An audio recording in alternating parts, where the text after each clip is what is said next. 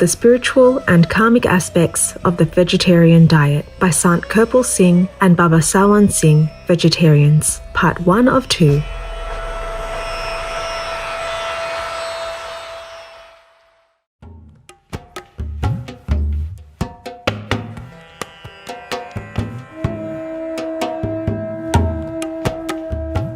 Namaste is how you would be greeted if you visit India. It means hello in Hindi, one of the official languages of the Republic.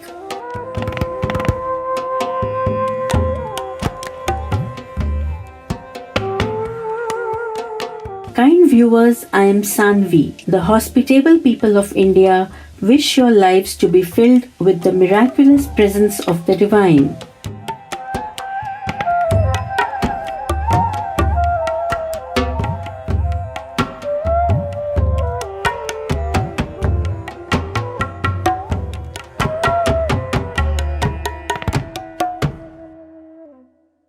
Welcome to the Spiritual and Karmic Aspects of the Vegetarian Diet by Sant Kirpal Singh and Baba Sawan Singh, Vegetarian Part 1 of 2 on Words of Wisdom. Baba Sawan Singh Ji was an Indian saint and enlightened master. Born in 1858, he was a bright and virtuous youth whose studies in engineering led him to be a successful sub-divisional officer in the government. From an early age, Sardar Sawan Singh Ji pored over the scriptures of various religions, met pilgrims, and constantly yearned for God.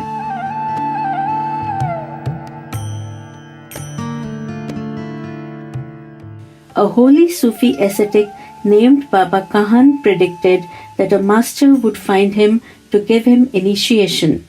Indeed, the venerated Baba Jaimal Singh Ji, also known as Babaji Maharaj, came to find his new disciple Sardar Sawan Singh Ji, eventually became Babaji's successor and the second Satguru of Radha Swami Satsang Vyas from 1903 until 1948. While promoting brotherhood and equality in a turbulent society through his many loving actions, Baba Sawan Singh Ji spiritually awakened many people through imparting the practice of Surat Shabd Yog.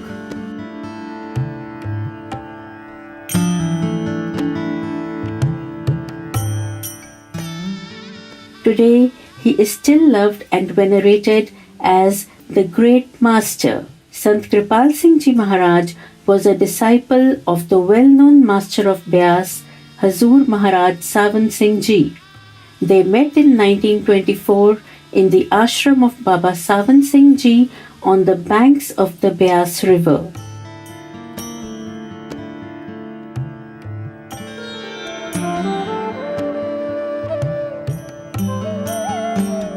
In the master, Kirpal Singh Ji recognized the luminous form he had seen during the 7 previous years in his meditation. Hazur Maharaj Sawan Singh Ji initiated him into the spiritual discipline of Surat Shabd Yog, and from then on, Kirpal Singh Ji dedicated his life to reaching the summits of spirituality.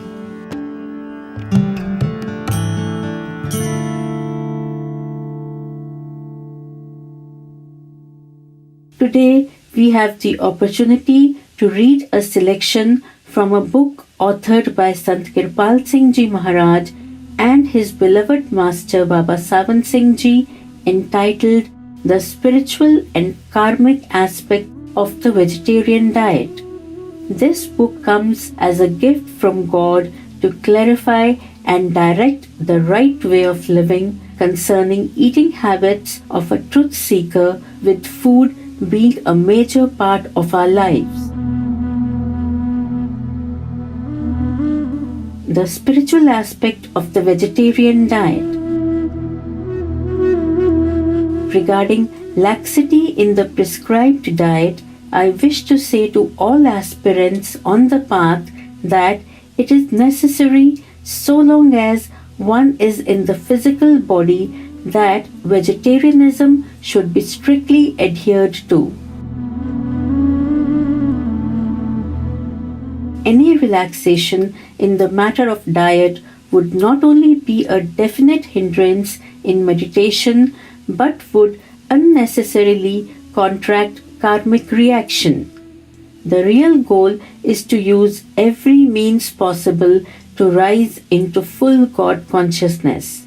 Sant Kirpal Singh Ji Maharaj. Vegetarian. Everyone seeks rest and peace, but they remain as elusive as ever. All our efforts in this direction come to naught and prove fruitless. Why? Because we work on the wrong lines. Man lives on two planes, the outer and the inner. First, we have to settle things outside before we can enter within to bring peace on the outer plane.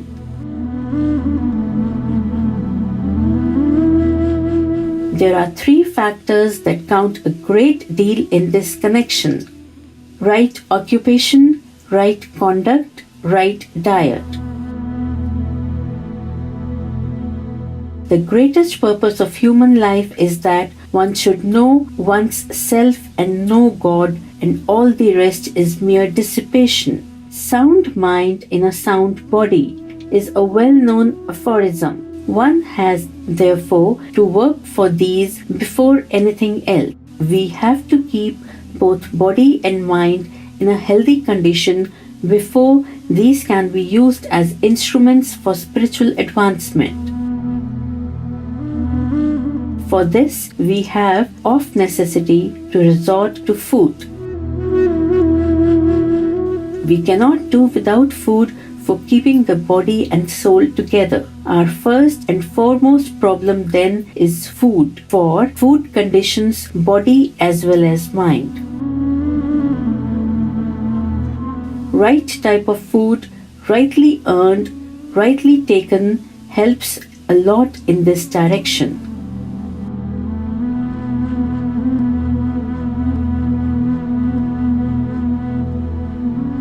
One must, therefore, earn his daily bread by the sweat of his brow, as the saying goes, and should not depend on others' earnings. We must, for our livelihood, engage in some honest and useful pursuit, may be physical or mental, but it must be free from all guile, hypocrisy, ill will, and animosity, for karmic law is inexorable in its working.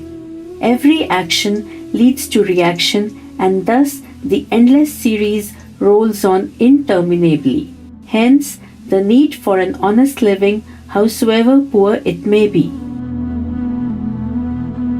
Riches grow by the groans of the poor and the downtrodden, the hewers of wood and the drawers of water, and thrive on the livelihood of our fellow beings.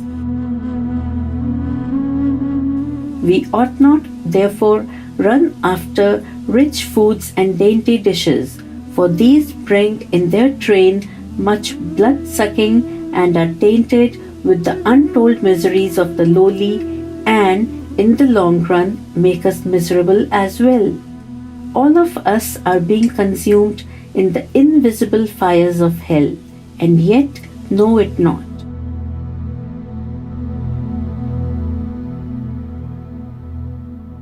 Food, as you know, is made for man and not man for food. We have to make the best use of food like all the other things of life.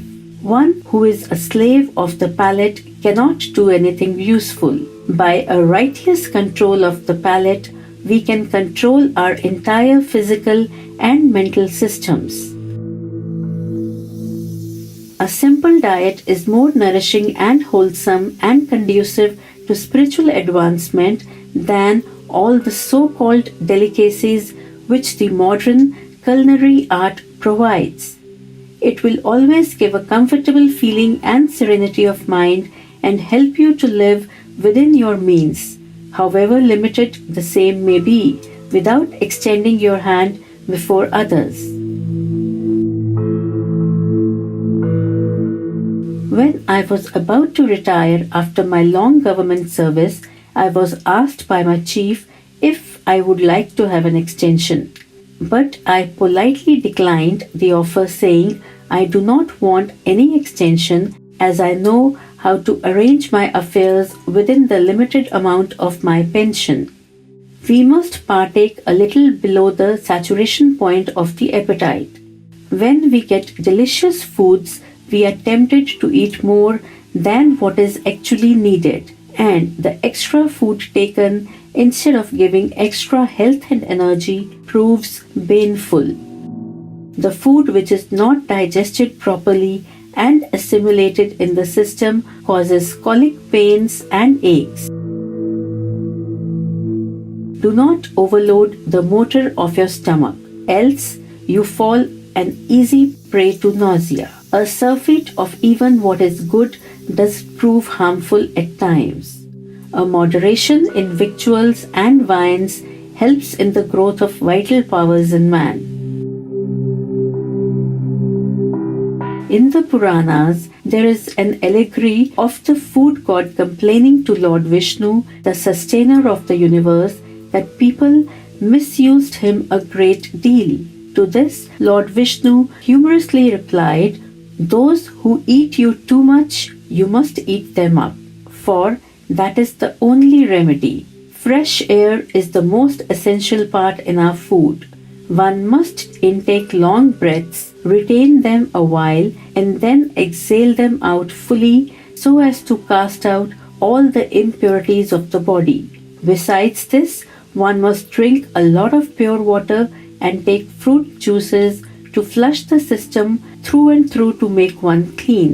But avoid all types of spirituous liquors and intoxicants, for they render the mind and intellect morbid. Grains and fruits should form our normal and staple foods."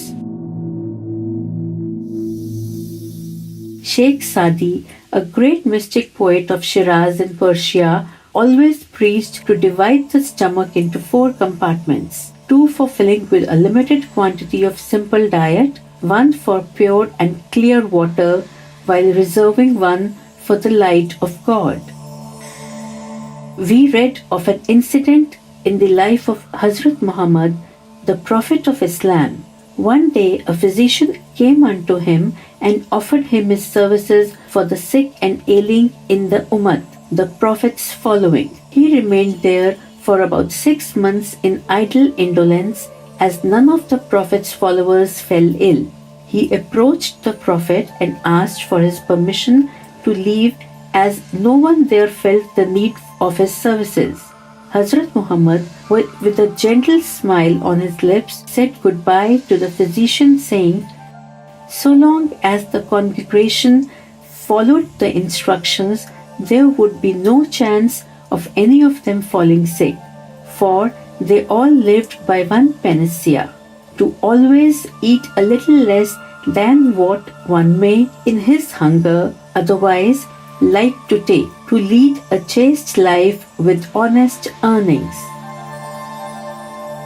Baba Jaimal Singh Ji, a great master in his time, used to buy some loaves of bread or chapatis and wrap them in a piece of cloth and hang them on a branch of a tree. He would devote himself to meditation all the day long, and when he would get up from his samadhi, he would take just 1 loaf of bread, soak it in water, and partake of it before going into meditation again. Whole wheat bread is a complete food in itself. We deprive it of vital elements by removing the husk and by grinding the kernel into white flour by power-driven mills, and thus destroy the phosphorus and oil in the grains. I very often witnessed with my own eyes Hazur Baba Sawan Singh's food, which was always very simple and consisted of just a few wholesome items in very small quantities. All the saints live on a very frugal repast. So did Shams Tabrizi, a Muslim devotee, and Swami Shiv Dayal Singh Ji, both of whom lived by the principle, eat less and remain happy.